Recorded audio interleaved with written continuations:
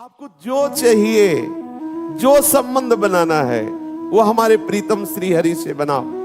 श्री देवर्षि नारद जी कह रहे निश्चिंत हो जाओ, चिंता मत करो।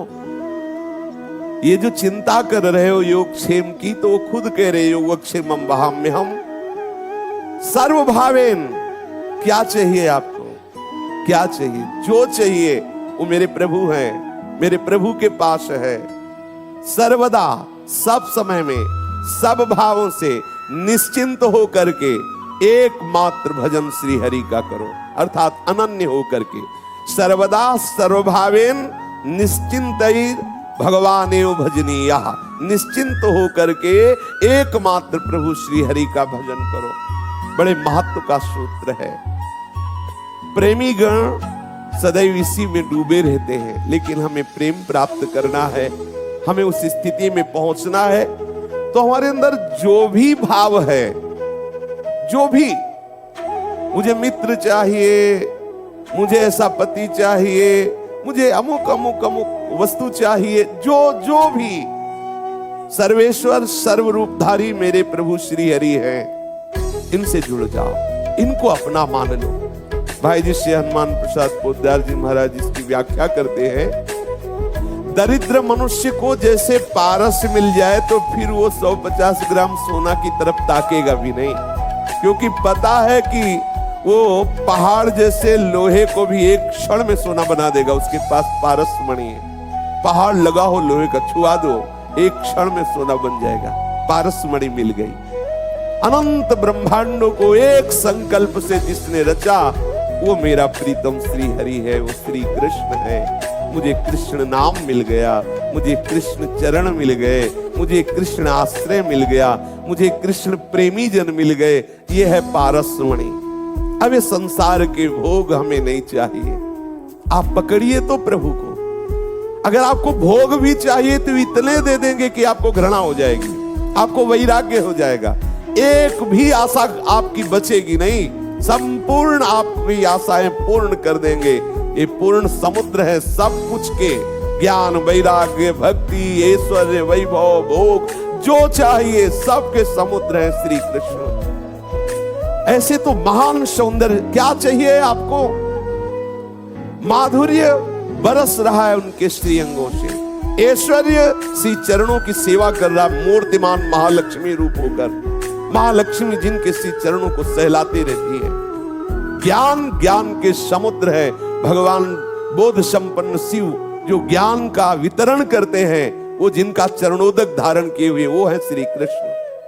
भगवान शिव निरंतर गंगा जी को माथे पे धारण किए हैं। गंगा जी क्या है? श्री कृष्ण का चरणोदक है। गांगंबारी मनोहारी मुरारी चरणच्युतम त्रिपुरार शिरश्चारी पापापहारी पुनातुमम। मुरारी चरणच्युतम, श्री कृष्ण के चरणों का धोवन श्री गंगा जी, महादेव जी परम ज्ञानियों के गुरु, उनके माथे पे विराजमान ज्ञान समुद्र है हमारे श्री कृष्ण चंद्र जी। वैराग्य तो वैराग्य की मूर्ति है। क्या चाहिए आपको? श्री कृष्ण चिंतन मात्र से ऐसा वैराग्य होगा कि ब्रह्मादिक के भोग सब विषम लागत ताहि, नारायण ब्रज चंद की लगन लगी है जाई। और आनंद, अरे आनंद के तो साक्षात विग्रह है, आनंद समुद्र, आनंद कंद, आनंद के मूल है श्री कृष्ण। क्या चाहिए आपको? परम सुहृद, बहुत प्यार करने वाले, सबको प्यार करने वाले। आप उनसे विमुख हैं इसलिए आप नहीं अनुभव कर पा रहे, आपको भी प्यार कर रहे हैं। वो कह रहे सब मम प्रिय सब मम उपजाए, ममई वांसो, तू मेरा, मैं तुझे प्यार करता हूं। फिर मैं जान क्यों नहीं पा रहा? क्योंकि मैं उधर पीठ किए हूं। सन्मुख हो जाऊं तो अभी पता चल जाए। पीछे हमें प्रभु प्यार कर रहे हैं, सामने हम माया के दृश्य को प्यार कर रहे हैं, उसे अपना मान रहे हैं। इसीलिए मेरा मन माया में लगने के कारण ये अनुभव नहीं कर पा रहा कि प्रभु हमें प्यार कर रहे हैं। और जब इधर आपका मन हो, जो ही सन्मुख होगे तो आप रो पड़ोगे कि इतना प्यार प्रभु हमें करते हैं। प्रभु से विमुख होने के कारण हम प्रभु का प्यार नहीं अनुभव कर पा रहे। यद्यपि विमुखता में भी प्रभु का हमारे ऊपर दुलार है, प्रभु तब भी प्यार कर रहे हैं। हमारे परम सुहृद हैं, हमें गले लगाने के लिए हाथ पसारे हुए खड़े हैं। आप कहोगे कहां खड़े? देखो बिहारी जी, राधा वल्लभ जी, राधा रमन जी, ये मूर्ति थोड़ी है, स्वयं सच्चिदानंद श्यामा श्याम प्रगट वपु श्री बिहारी जी के रूप में, श्री राधा वल्लभ जी के रूप में, श्री राधा रमण जी के रूप में। और देखो हम जाते हैं, थोड़ी देर के बाद थक जाते हैं, बैठ जाते हैं, लेकिन सरकार खड़े ही आपके स्वागत के लिए खड़े। आओ हमारे श्री अंग के दर्शन करके अपने आप को कृतार्थ करो। उनका प्यार देखो हमारे प्रति, वो हमें उच्छिष्ट देते हैं, चरणामृत देते हैं, अपने रूप का दर्शन देते हैं, अपने श्री चरणों की सेवा का सौभाग्य देते हैं। किस हेतु से? हम पर दुलार है ना, हम पर कृपा है। बड़े बड़े सिद्ध हुए इन्हीं के चरणों का आश्रय लेकर के। कौन ऐसा होगा जो ऐसे प्रभु को छोड़कर और सुख चाहे? एक क्षण के लिए भी हम किसी और का चिंतन करें, दुर्भाग्य है हमारा। क्या चाहिए, क्या चाहिए, जो चाहिए। इतने सुंदर है, इतने महिमामय है, इतने सामर्थ्यशाली है, इतने प्यार करने वाले हैं। हम इनको छोड़कर और किसी का भजन करें, और किसी का चिंतन करें, और किसी का आश्रय ले, गिड़गिड़ाएं कि बाबूजी साहब तुम्हें हमारे जीवन दाता हो, जबकि वो खुद गिड़गिड़ा रहा है, वो खुद भोगों में फंसा हुआ है, वो खुद हर समय चिंतित और भयभीत है। किसका आश्रय लोगे? केवल भजनीय है तो प्रभु श्री हरि भजनीय है। एकमात्र इनका आश्रय लो। निश्चिंत होकर के नारद जी कह रहे सर्वदा सर्वभावेन, समस्त भावों से, जो भी भाव आप करना चाहते हो, तुम्हें वो माता च पिता, तुम्हें वो बंधुश्च सखा, तुम्हें विद्या द्रविणं, तुम्हें वो सर्वम मम देव देव। जो भाव, जैसे भाव, प्रभु तैयार हैं आपके हर भाव को स्वीकार करने के लिए। आज भी वही हर भाव स्वीकार किए हुए, आपको स्वीकार किए हुए। देख लो जितने रूप हैं उन्हीं के हैं, वही बैठे हैं। हम समझ नहीं पा रहे उनसे विमुख होने के कारण। वही श्री कृष्ण अपने आप को विस्तार में किए हुए, जो जो हम भाव करते हैं वो हमारे सामने उसी रूप में आ जाते हैं। यदि हम इन रूपों का भाव मिटा दे तो असली रूप का दर्शन हो जाए। इस नानात्व से मति हटा ले तो हमें अनुभव हो जाए कि मेरे प्रीतम ही, मेरे प्रभु ही मेरे पास अभी तक रहे।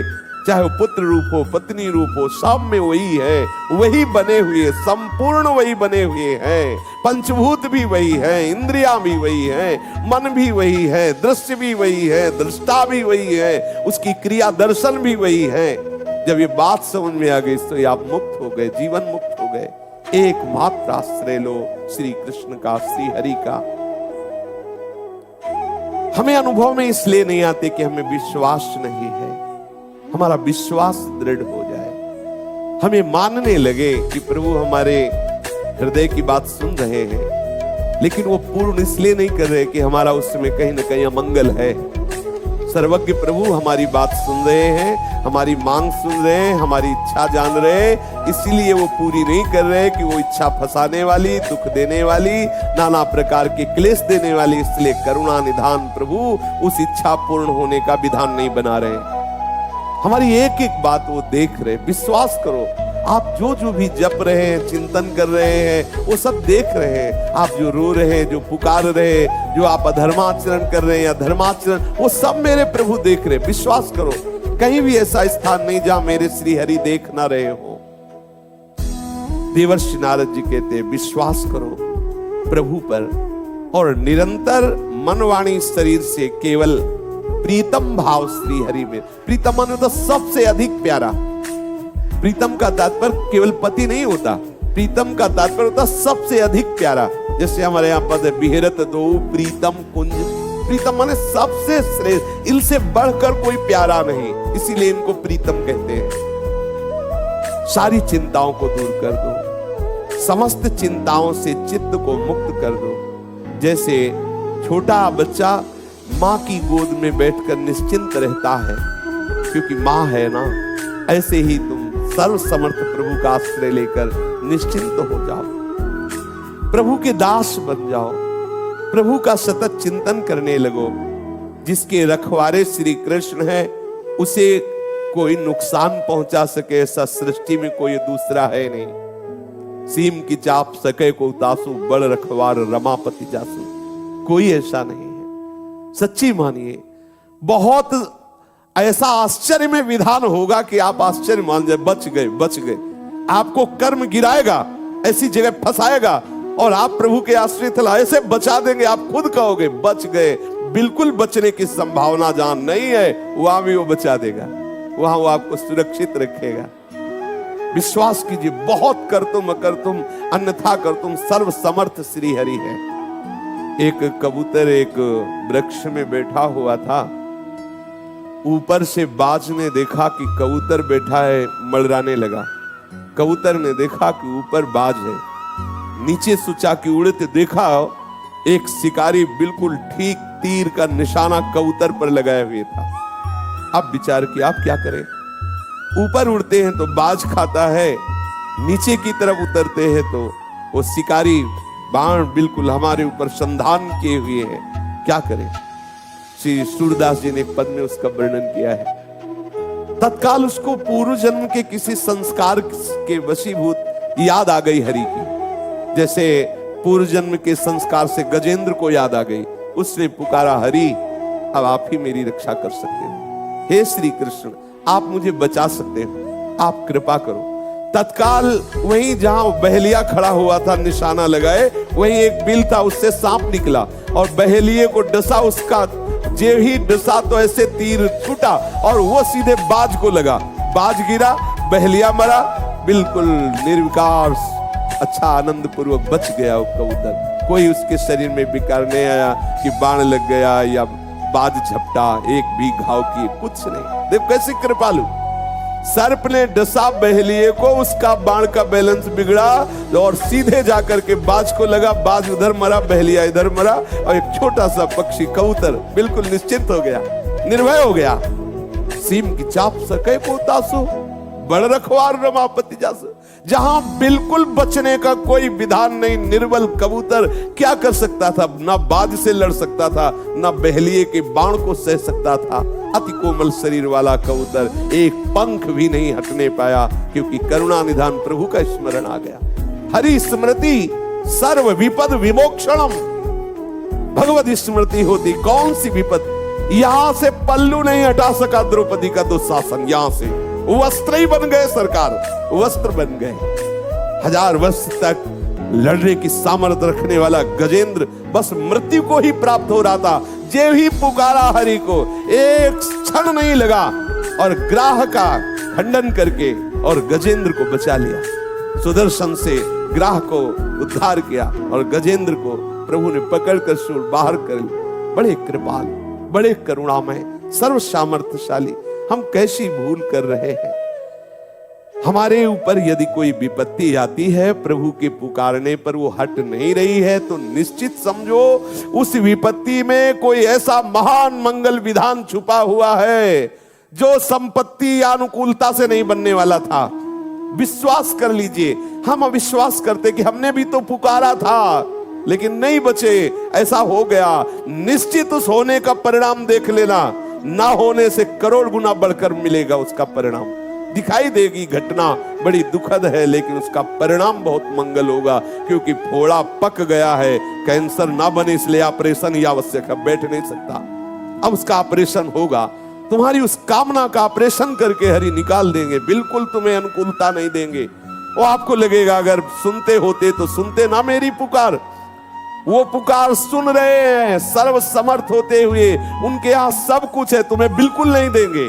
नहीं देंगे इसलिए नहीं देंगे कि वो तुम्हें गले लगाना चाहते हैं, तुम्हें फंसाना नहीं चाहते। अब तुम चाहे जितना चिल्लाओ, फंस गए हो हरि कृपा में। अब वो तुम्हें अपने गोद में बैठा लेंगे ही बैठा लेंगे। अश्रद्धा मत करना, अविश्वास मत करना, सब कुछ छोड़ दो, अर्थात सबकी आशाएं छोड़ दो, सबका आश्रय छोड़ दो। एकमात्र आशा और आश्रय श्री कृष्ण का ले लो। प्रभु के सामने सब तिनके हैं, कोई भी हो सब तिनके हैं, तिनके। बिल्कुल समझ लो, ब्रह्मा से लेकर जितना जो कुछ है उनके सामने कुछ नहीं है। एक संकल्प से सब कुछ रच गया है। ऐसे सर्व सामर्थ्यशाली हमारे प्रीतम है, अन्य किसी का आश्रय नहीं। दिव्याति दिव्य महान प्रेम सुधा रस के समुद्र हमारे प्रीतम है। सभी रसों को फीका कर देने वाला इनका आश्रय है। एक एक शब्द ध्यान देने योग्य।